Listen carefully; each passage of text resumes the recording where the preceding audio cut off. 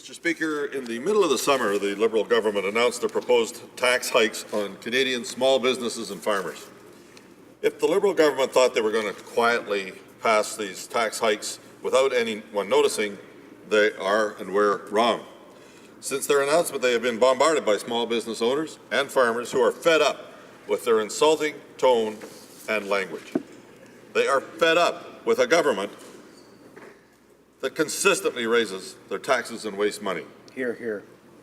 And they're really fed up, Mr. Speaker, with a finance minister that essentially calls them tax cheats. It's insulting at the very best, Mr. Speaker. Small business owners and farmers deserve some respect from their government. After all, they are the backbone of our economy.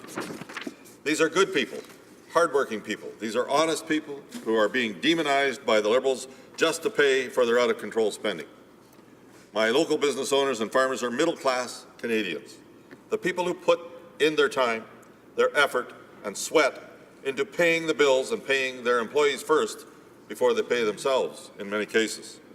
They're not big national corporations. They're our neighbours, Mr. Speaker. And the Liberals are targeting them with a massive tax hike, threatening jobs in communities that are sustained by our local businesses.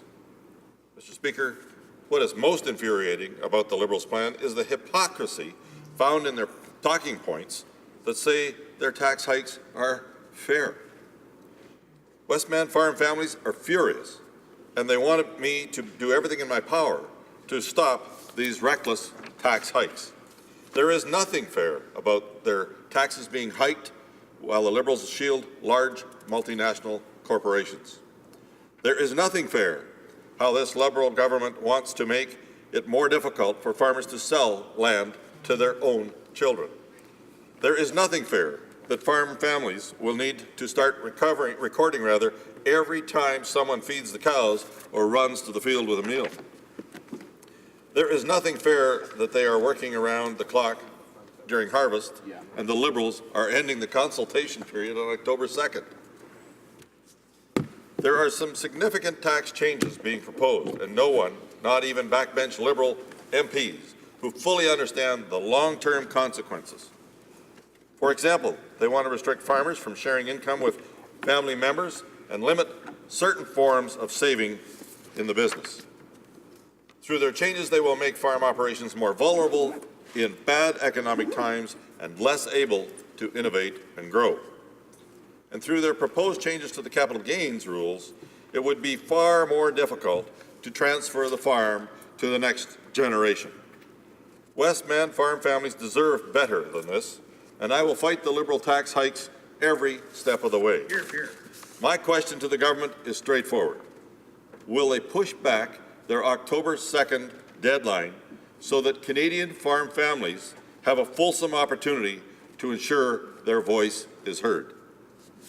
Honorable secrétaire parlementaire au ministre des Finances. Thank you, Mr. Speaker. Mr. Speaker, helping businesses grow is central to the Government of Canada's bold plan to create an economy in which all Canadians can have confidence in their future. But when some people pay less than their fair share of taxes, it undermines that confidence.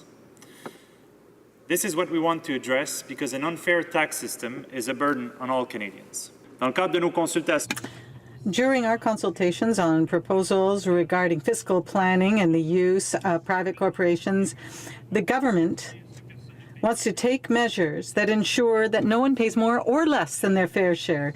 Canada has one of the tax regimes with the lowest rates in the world, with an average combined tax rate on a small businesses of 14.4%, which is the lowest of the G7 countries. Our lower tax rates allow businesses to retain income after taxes. The government has received comments from business communities, tax advisors, commentators, farmers, and other Canadians.